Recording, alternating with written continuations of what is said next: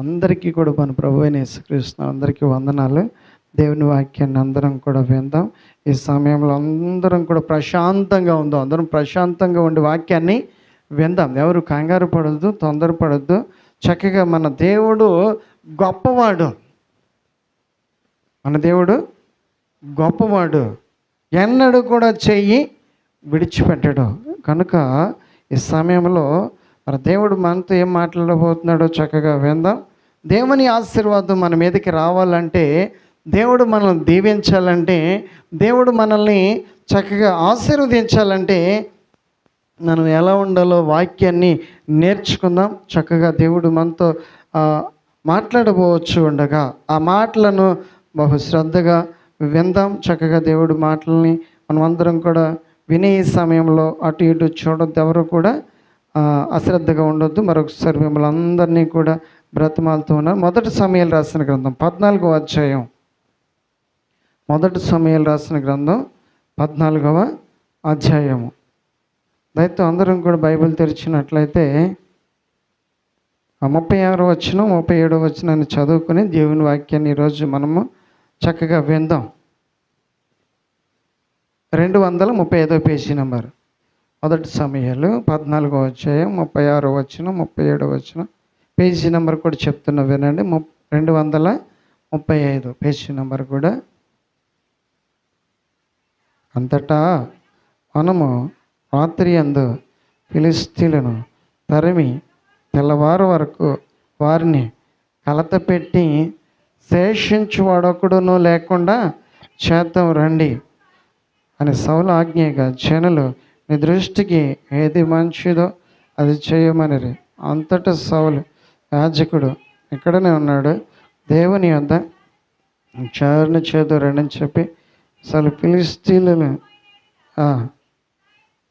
ఇశ్రాయేలు చేతి వారిని అప్పగింతు అని దేవుని వద్ద విచారణ చేయగా ఆ దినమున ఆయన అతనికి ప్రత్యుత్తరమియక చాలన్న. ఆ దినమున దేవుడు అతనికి ఏమి ఇవ్వట్లేదు, ప్రత్యుత్తరము ఇవ్వటం లేదు, జవాబును ఇవ్వట్లేదు, ప్రార్థనకి ఏమి రావట్లేదు, ప్రతిఫలము రావట్లేదు. గమనించాలి, జాగ్రత్తగా పరిశీలించాలి. దేవుని సన్నిధిలో ఎలా ఉండాలో మనం అందరం కూడా నేర్చుకుందాం.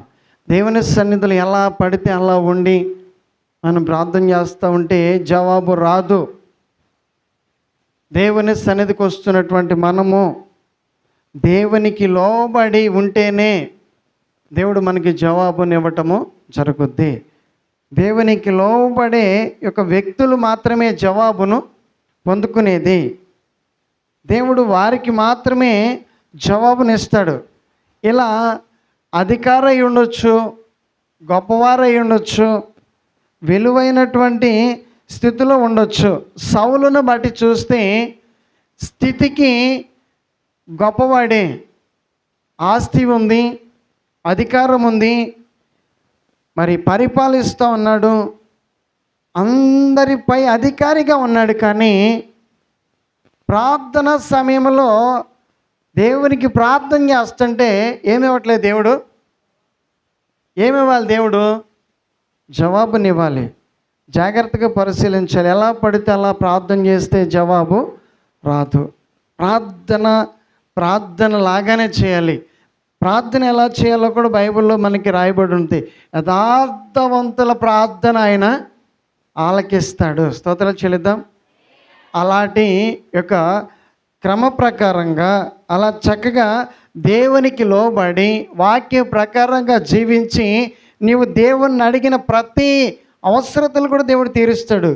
దానికి వేరుగా, దానికి బదులుగా మనకు నచ్చినట్లుగా, మన ఇష్టం వచ్చినట్లుగా మనం ప్రార్థన చేసుకుంటూ వెళ్తూ ప్రార్థన చేస్తున్నాం కదా దేవుడు జవాబిస్తాడు అని చెప్పేసి మనం దేవుని సన్నిధిలో ఎంతసేపు ప్రార్థించినా, ఎంత కష్టపడినా, ఎంత ప్రార్థన సమయాన్ని కేటాయించినా దేవునికి ఇష్టం లేనటువంటి ఆ ప్రార్థన, దేవునికి ఇష్టం లేనటువంటి వ్యక్తులు చేసే ప్రార్థనకి జవాబు రాదు అని మనకి ఈరోజు దేవుడు ఖచ్చితంగా స్పష్టంగా అర్థమయ్యేటటువంటి రీతిలో దేవుడు మనకి తెలియజేస్తున్నాడు.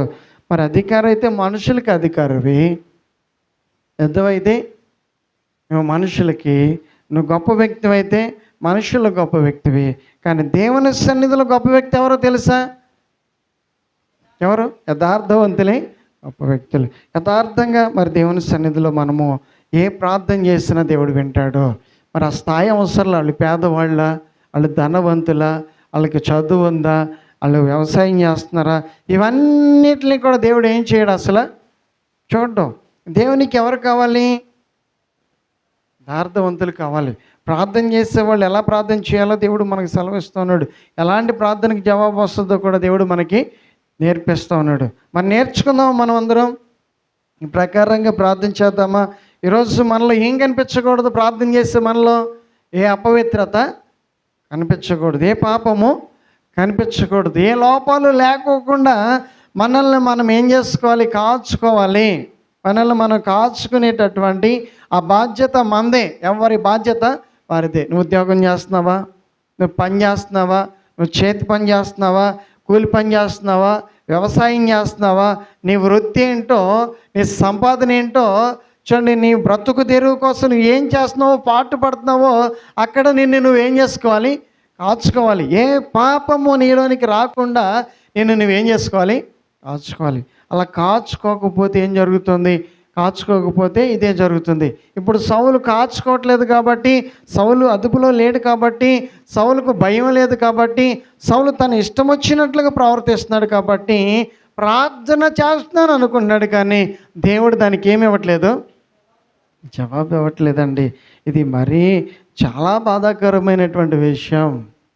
చాలా ఆలోచించాల్సినటువంటి విషయం కూడా. ఇక్కడ ఆలోచించాల్సినటువంటి విషయాలన్నింటినీ కూడా మనము ఆలోచన చేయటం చాలా మనకి మంచిది. ఈ ఆలోచన ప్రకారంగా మనం అందరం కూడా చక్కగా తెలివి కలిగి ప్రవర్తించాలి. దేవుడు మరి ఎవరికి జవాబు ఇస్తాడు? ఈరోజు ప్రార్థన చేసే వాళ్ళందరికీ జవాబు ఇస్తాడంటే మంచిది. అందరం కలిసి ఏం చేస్తాం? అప్పుడు ప్రార్థన చేస్తాం. మరి అందరికీ జవాబు వస్తుందా? ప్రార్థన చేయడానికి ఒక ఇద్దరు వ్యక్తులు వెళ్ళారు ప్రార్థనా మందిరానికి, శంకరి పరిసయ్యులు. మనకు తెలిసినటువంటి విషయమే. ఏం జరిగింది? పరిశీలన చేయటము జరిగింది. ప్రార్థన చేస్తున్నారు కదా అని చెప్పేసి దేవుడు వాళ్ళిద్దరి ప్రార్థనను కూడా దేవుడు ఏం చేశాడు? పరిశీలన చేశాడు, విన్నాడు. ఏమిటి వీళ్ళు దేనికి వచ్చారు అనేటువంటి ఆ సమాచారాన్ని అంతటినీ కూడా చూశాడు. చూసినప్పుడు ఒకరిలో ఏమి లేదు, తగ్గింపు లేదు. ఒకరిలో ఏముంది? తగ్గింపు ఉంది. ఇద్దరిని కూడా దేవుడు పరిశీలించాడు, పరీక్షించాడు. చూడండి, ఒకరిని దేవుడు నీతిమంతులుగా చేశాడు. స్తోత్రాలు చెల్లిద్దాం. ప్రార్థనలో ఒకళ్ళు ఏమయ్యారు? సెలెక్ట్ అయిపోయారు. ఏమైపోయారు? ఇంకొకళ్ళు పరిసీడు ఏమవ్వలేదు, సెలెక్ట్ అవ్వలేదండి. శంకర్ ఏమయ్యాడు? సెలెక్ట్ అయిపోయాడు. ఎందుకు సెలెక్ట్ అయ్యాడు? తను తాను తగ్గించుకోవడం ప్రారంభించాడు. ఏం చేస్తున్నాడు? తను తాను తగ్గించుకున్నాడు. తన జీవితంలో చూడండి, మరి దేవుని ఎదుటి ఎలా ఉండాలో మనకి నేర్పిస్తున్నాడు అక్కడ పాఠాన్ని. ఎలా ఉన్నాడంటే, అయ్యా ఆకాశం వైపు కన్నులు ఎత్తడానికి కూడా నేను సరిపోనయ్యా, నేను సరిపోనయ్యా అని తను తగ్గించుకోవటమే దేవునికి నచ్చింది. ఆ మనస్సు నచ్చింది, ఆ ఆలోచన నచ్చింది. అతని జీవితము మరి దేవుడు నచ్చినట్లుగా జీవిస్తున్నాడు. తను భూమి మీద బ్రతుకుతున్నాను కదా, ఎవరు చూడట్లేదు కదా, ఎవరు వినట్లేదు కదా అన్నట్లుగా పొరపాట్లేమీ చేయట్లేదు. పక్కన ఉన్నటువంటి పరిసయ్యుడికి చూడండి, మరి బాగా తెలివితేటలు ఎక్కువ అనమాట. ఏమి ఎక్కువ?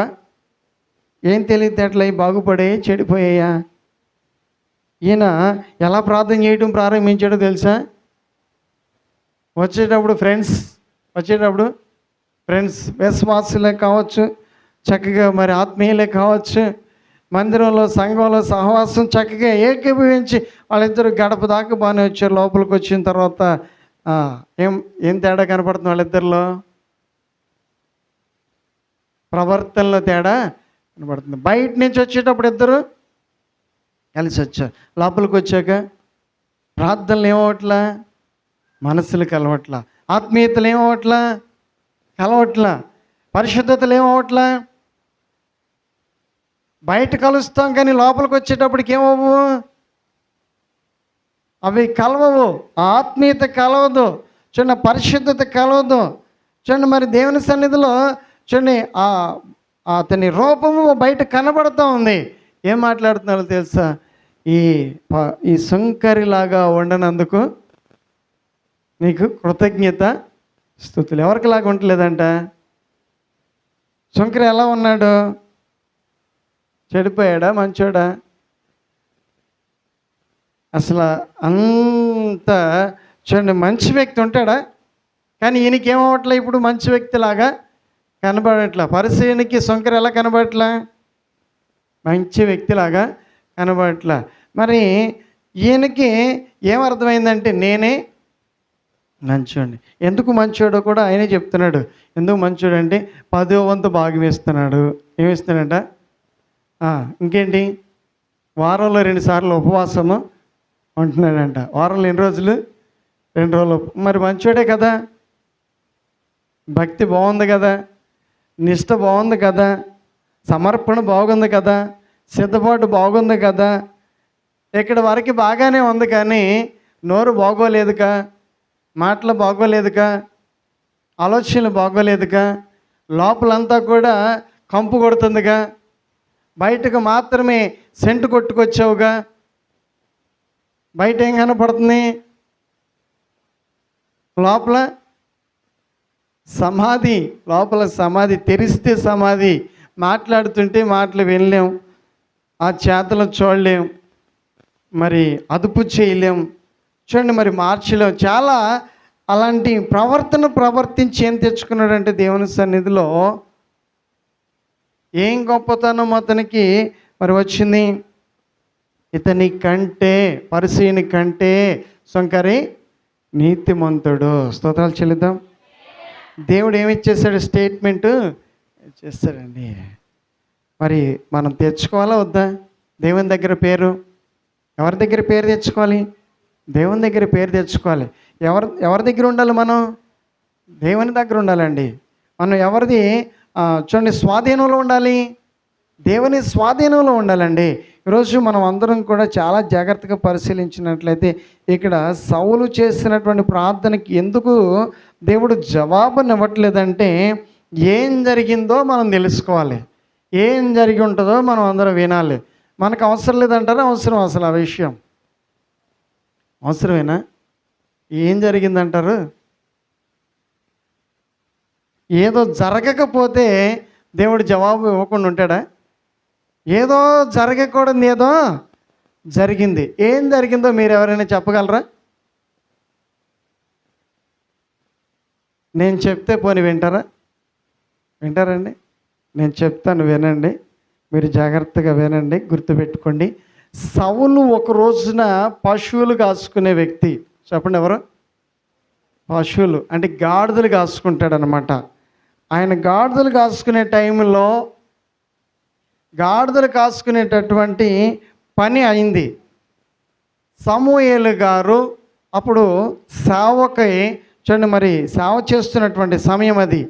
సమూయేలు గారు వృద్ధాప్యం వచ్చేసింది. సమూయేలు గారు ముసలితనం వచ్చేసింది.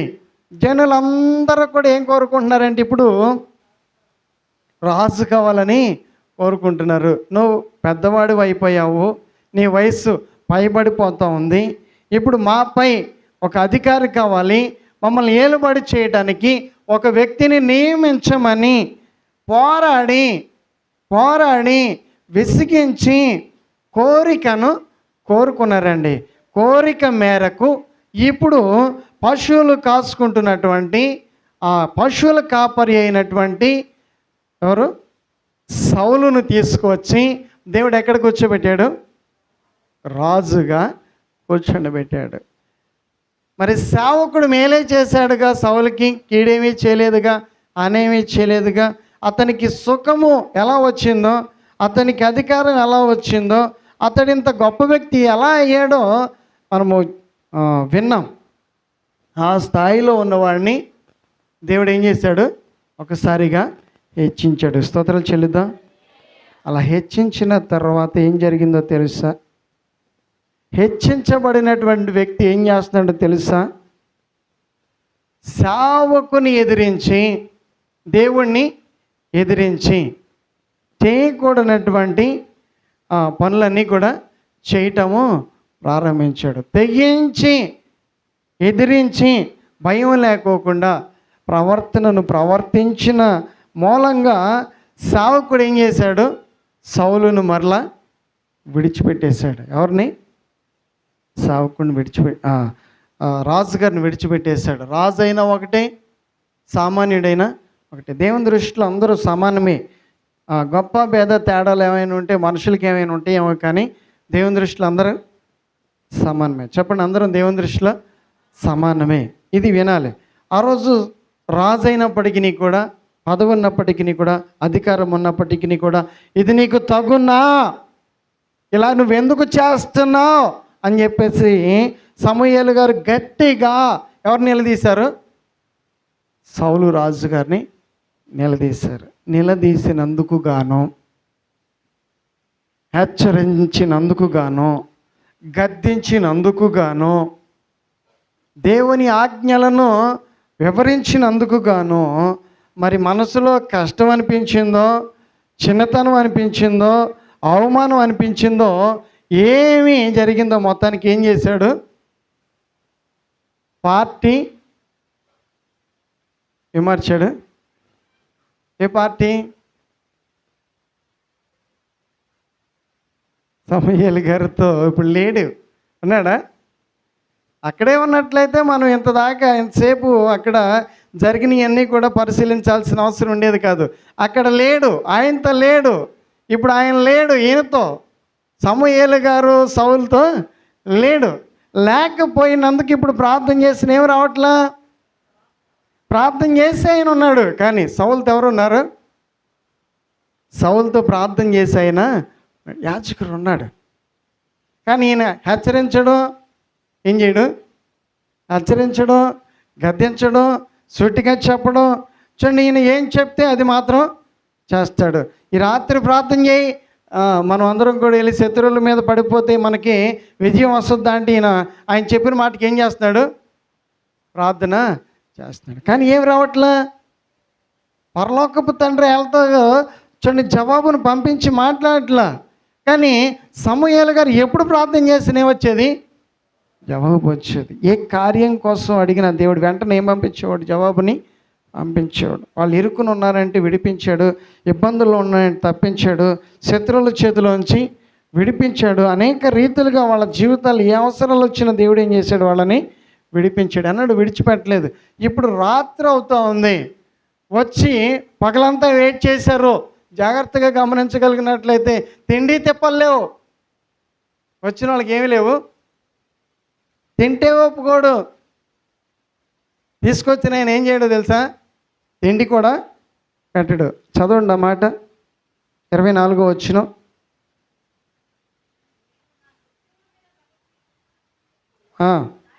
సాయంత్రం కాక మునుపు భోజనం చేవాడు ఏం చేస్తున్నాడండి? శపథం చేస్తున్నాడు. ఇప్పుడు తినకూడదంట. ఏం చేయకూడదు? ఎదుట ఆహారం ఎంత ఉందో తెలుసా? తేనె కాలవలై పారుతుందంట. స్తోత్రాలు చెల్లిద్దాం. ఏం కనపడుతుంది వాళ్ళ ముందు? తేనె కనపడుతుంది కాలవలో. మనం అందరం కూడా అయితే ఏం చేస్తామండి? తేనె కనుక అలా కాలంలో పారుతూ ఉంటే మనం అందరం చూస్తూ ఊరుకుంటామా?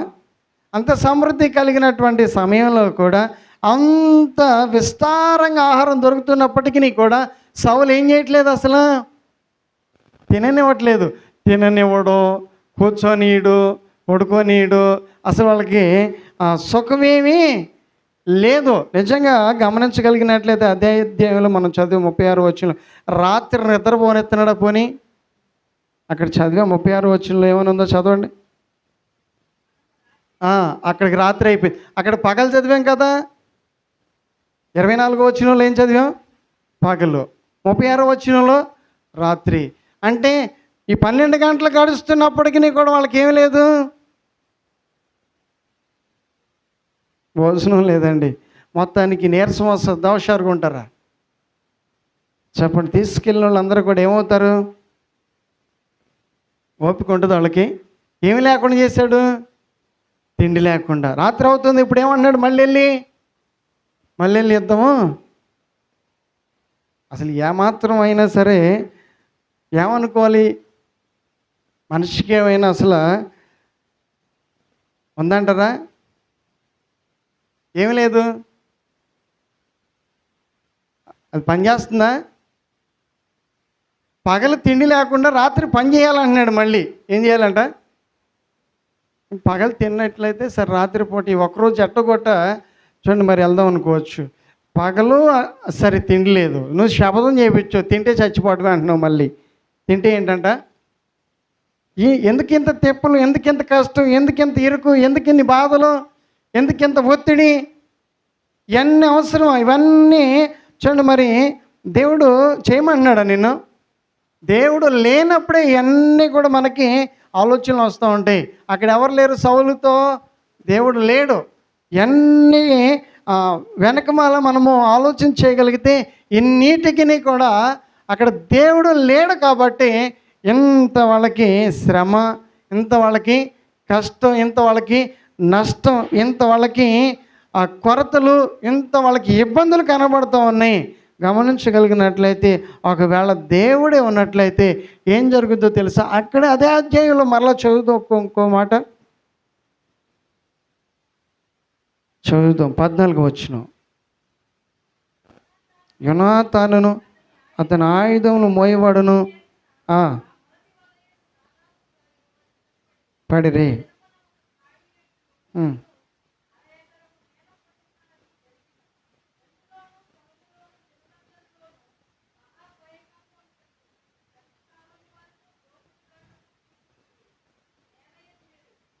ఏమదిరిందంట? స్తోత్రాలు చెల్లిద్దాం. హల్లెలూయా, హల్లెలూయా. దేవుడు ఒక ప్రక్క నుంచి ఏం చేయడం ప్రారంభించాడు? కార్యాన్ని జరిగించడం ప్రారంభించాడు. మరి ఈయనకి ఏమని తెలుసా? ఈయన ఏమైనా చూడండి మరి ఇంకా ఆలోచనలోనే ఉన్నాడు. ఎక్కడున్నాడు సౌలు గారు? ఈ కార్యాన్ని జరిగించుకుంటూ వస్తుంది ఎవరో తెలుసా? తన కుమారుడైన యోనాతాను ఏం చేస్తున్నాడు తెలుసా? శత్రువుల మీద దాడి చేయడము ప్రారంభించాడు. 2 గట్లు ఉన్నాయంట. ఉత్తర దక్షిణాన్ని ఏమున్నాయి?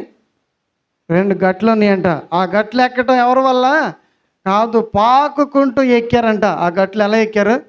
పాక్కుంటూ ఎక్కి దిగి శత్రువుల ముందు కనబడి కొద్దివారైనా అనేకులైనా రక్షించుటకు యెహోవాకు అడ్డమేమైనా ఉన్నదా? 6వ వచనం చదవండి. ఎంత ధైర్యాన్ని కలిగించే మాట అంటున్నాడు యోనాతాను. ఈ సున్నతి లేని వారి దండు కాపరుల మీదకి పోదాము, రమ్ము. యెహోవా మన కార్యమును సాగించినేమో, అనేకుల చేతనైనను కొద్ది మంది చేతనైనను రక్షించుటకు యెహోవాకు అడ్డమా? చెప్పక చాలన్నా. యెహోవాకు అడ్డమేమైనా ఉందా? ఆయన రక్షించలేడా?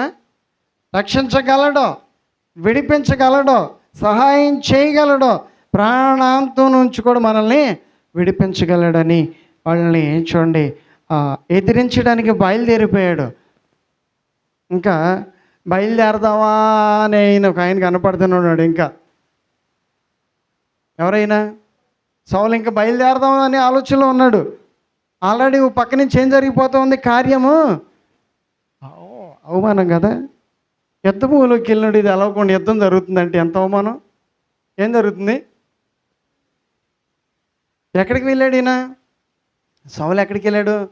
యుద్ధం చేయడానికి. పగలంతా వెయిటింగ్ చేస్తున్నారు అక్కడ. వెళ్తున్నారా? గట్టెక్కుతున్నారా? పదండి అన్నాడు. కానీ అట్టపక్క వెళ్తే ఏమైద్దాననే భయం. ఇటే పక్క నుంచి అట్టపక్క వెళ్ళలేక ఏం చేస్తున్నాడు? చెప్పండి, ఏం చేస్తున్నాడు? అక్కడే వెయిట్ చేస్తున్నాడు. ఇంకా ప్రార్థన చేస్తున్నాడు. మళ్ళీ అక్కడ ఏం చేస్తున్నాడు? వెళ్ళటమును, వెళ్ళిన తర్వాత మళ్ళీ ప్రార్థన చేయటం. ఇవన్నీ కూడా ఎందుకు? అసలు ముందే ప్రార్థన చేసుకుని బయలుదేరితే అసలు వెళ్ళాలో వద్దో దేవుడే దానికి ఏం చెప్తాడు? జవాబును చెప్తాడు. ఆయనకి తెలుసు నేను ప్రార్థన చేస్తే ఆయన వినడని. నేను దేవునికి నచ్చని పనులు చేశాను కాబట్టి దేవుడు నాకు జవాబును ఇవ్వడని తెలుసు. కానీ అయినా సరే మరి ఏం చేస్తున్నాడు ఇప్పుడు? ప్రయత్నము చేస్తున్నాడు. ఉన్నాము మనం అలాగా? నచ్చనివి చేస్తున్నామా? దేవుని కోపాన్ని కలిగిస్తున్నామా? దేవునికి బాధని కలిగిస్తున్నామా? ప్రార్థన చేస్తూనే ఏం చేస్తూ? ప్రార్థన చేస్తూనే అలాంటి ప్రవర్తించినట్లయితే సౌలు ఇరుకున పడ్డాడు, కానీ ఏమాత్రం కూడా ఫలితము రావటము లేదు. ప్రార్థన మానేడా? ప్రార్థన చేస్తున్నాడా? ప్రార్థన చేస్తున్నాడు. ఒక ప్రక్కన చూడండి, కుమారుడు ప్రయత్నం ఎలా ఫలిస్తుందో తెలుసా? కుమారునికి దేవుడు ఎలా తోడుగా ఉన్నాడో తెలుసా? ఈయన వెళ్ళటం తోడని నేల ఏమైపోయిందంట? అదిరింది. నేల ఏమైపోయింది? శత్రువులు ఉన్న ప్రాంతం ఏమైపోయింది? చెప్పండి. ఇలా కదిలింది. ఏమైంది? నేల కదలటమే. ఎవరు కనపడుతున్నారు? యోనాతాను కనపడుతున్నాడు. వామ్మో, హెబ్రీలు వచ్చేసారు, ఇశ్రాయేలు వచ్చారు కాబట్టి ఇది సూచన. వారు వచ్చారంటే వారితో కూడా ఎవరు వస్తారు? దేవుడు వస్తాడు. వాళ్ళ దేవుడు వాళ్ళతోనే ఉంటాడు, వాళ్ళని విడిచిపెట్టాడు. వాళ్ళు వచ్చారంటే వాళ్ళకు సూచనగా ఇప్పుడు భూమి కదిలింది, ఇక మన పని అయిపోయింది. వాళ్ళకు వాళ్ళే ఏమైపోయారు? భయపడిపోతున్నారు. ఇంకా జరిగింది మనం చూడగలిగినట్లయితే, ఇక వీళ్ళందరితో పని లేకుండానే వాళ్ళకి వాళ్ళే ఏమైపోయారు?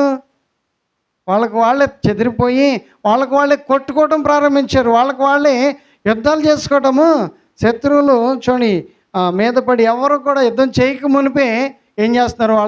వాళ్ళ మీద వాళ్ళే పడి దాడి చేసుకోవటం తారుమారైపోయింది. అక్కడ ఏమైపోయింది?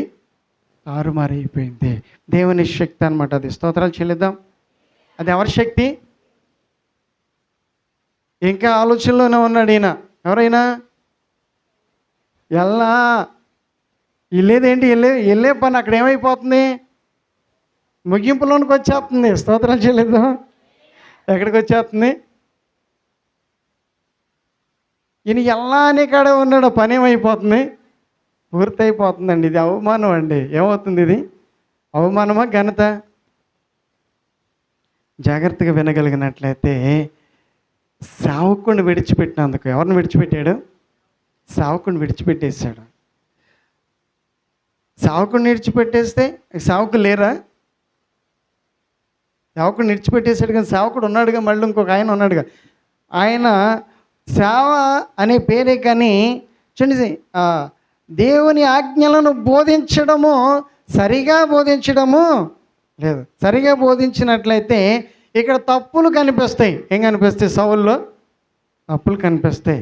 మరి తప్పులను కప్పిపెట్టి సేవ చేస్తే ఏం ఉపయోగం ఏముంటుంది?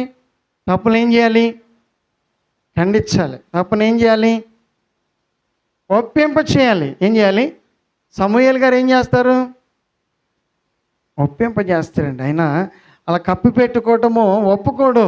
ఇప్పుడు ఆ సౌలు గారి దగ్గర ఉన్నటువంటి సేవకుడు ఒక ఆయన ఉన్నాడు. ఆయన ఏం చేయడు అసలు? తప్పులను ఖండిస్తున్నాడా? ఖండించినట్లు కనబడుతుంది. ప్రార్థన చేయండి. ఏమండి, మరి ఇక్కడ దాకా వచ్చాం, మనం విజయం కావాలనుకుంటున్నాం. దేవుని చిత్తం అసలు మనం ప్రార్థన చేసేటప్పుడు దేవుడు మనతో ఉండాలంటే మనం దేవునికి లోబడాలండి అని చెప్పే ఆ యొక్క మరి ఆ మాటలు నోట్లోంచి రావట్లా. వస్తున్నాయి. ప్రార్థన చేయమంటే ప్రార్థన చేసేసాడు అంతే. ఆయన చేయమన్నాడు, చేశాడు. ఈయనకి నచ్చిన ఆయనతో ఆయన ఎలా ఉంటాడు?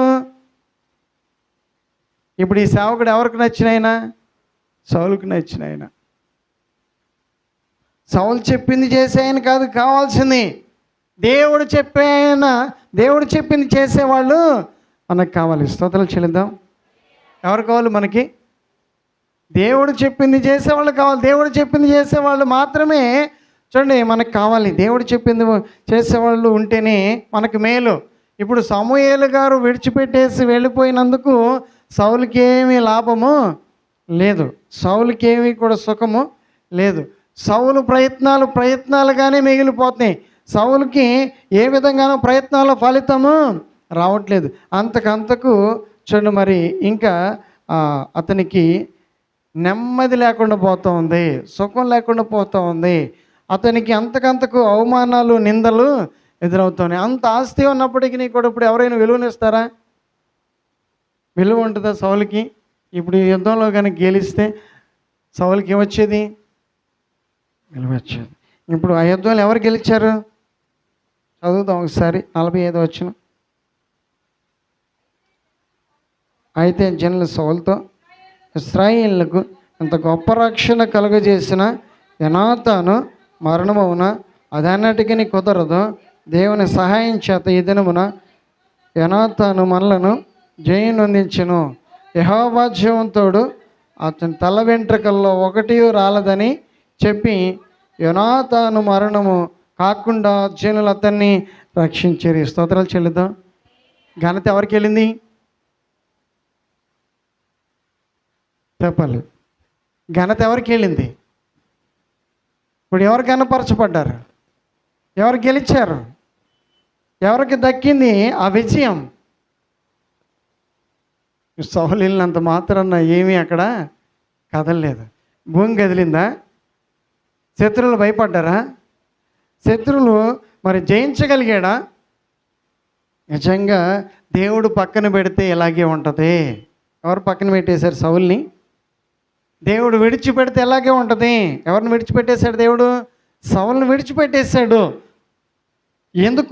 ఎందుకంటే సౌలుకి మరి ఆ భయము, దేవుని భయము లేదు, దేవుణ్ణి ఘనపరచడం లేదు.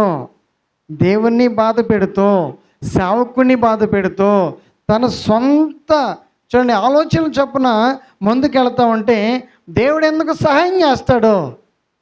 దేవుడు ఎందుకు సహాయం చేయట్లేదు తెలుసా? తన సొంత ఆలోచనలు పెట్టుకుని ఏం చేస్తున్నాడు? ముందుకి వెళుతున్నాడు.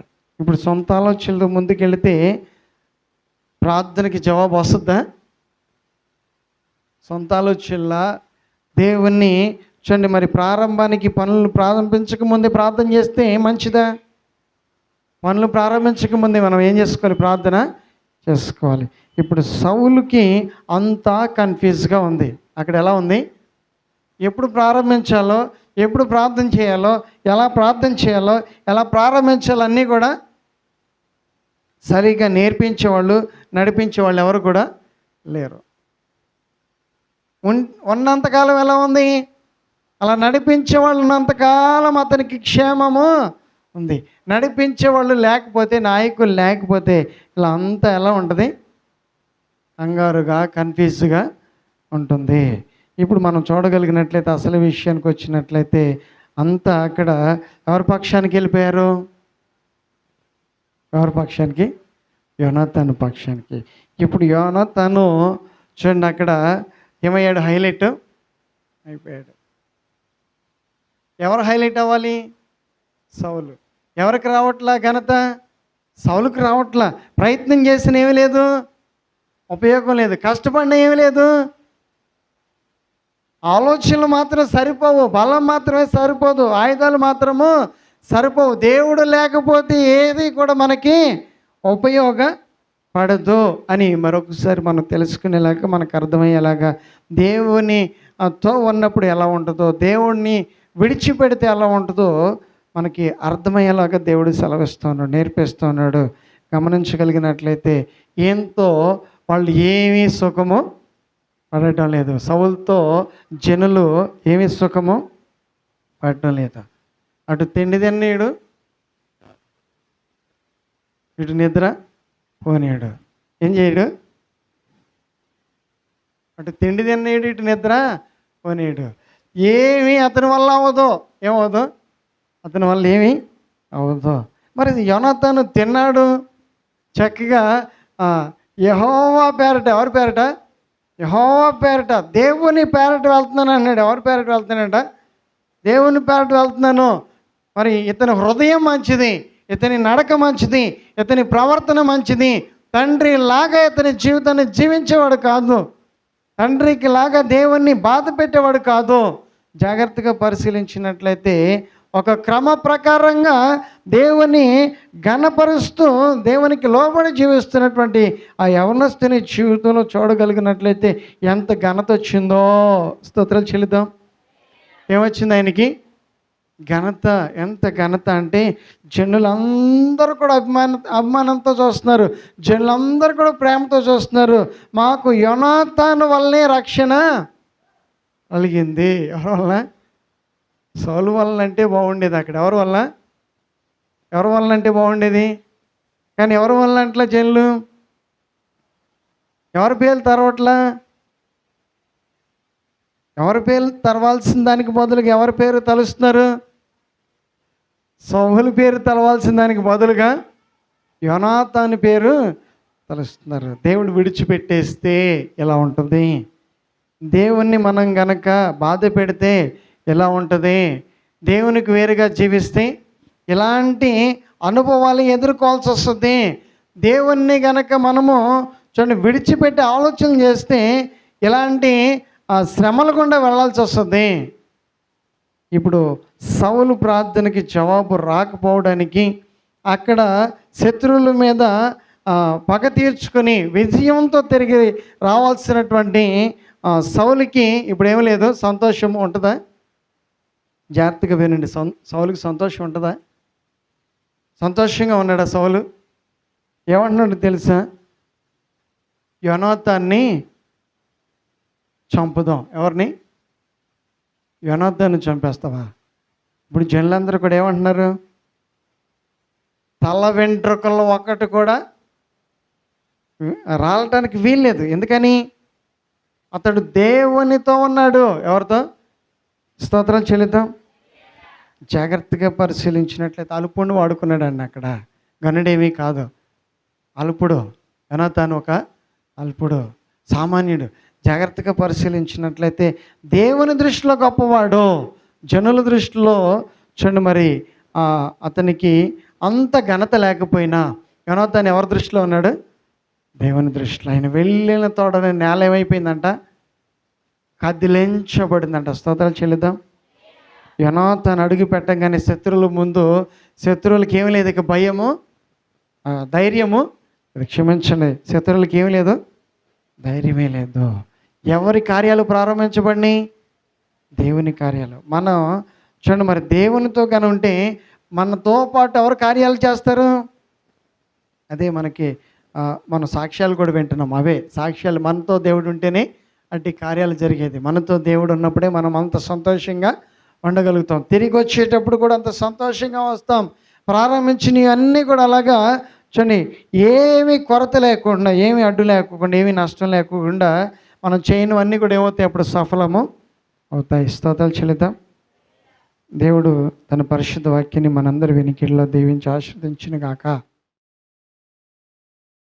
ద్వారా నాతను మాతను మా అందరితో మాట్లాడినందుకు స్తుతిస్తూ, వాక్యం వినినటువంటి బిడ్డలందరినీ కూడా ఈ వాక్యానుసారంగా తండ్రి ఏదైతే మేలు కోరుకుంటున్నారో, ఏదైతే సహాయాన్ని కోరుకుంటున్నారో వారి ప్రార్థన ఆలకించి, వారి జవాబును ఆలకించి, విన్నపాలు ఆలకించి ఈ వారము వారు ఇదిగో తండ్రి ప్రయత్నాలు, కష్టము వారు అనుభవించినట్లుగా కృప చూపించి మా పక్షమై ఉండి అయా ఇదిగో తండ్రి మా కార్యాలన్నీ కూడా మీ సన్నిధిలో జరిగించి మాకు రావాల్సినటువంటి ఆశీర్వాదాలు, సంఘానికి రావాల్సిన ఆశీర్వాదాలు, ఆయా కూడి ఏకీభవించి ప్రార్థిస్తున్న బిడ్డలందరికీ రావాల్సిన ఆశీర్వాదాలు సమృద్ధిగా దయచేయమని, ఆశీర్వదించమని యేసు నామములో ప్రార్థిస్తున్న తండ్రి. ఆమేన్.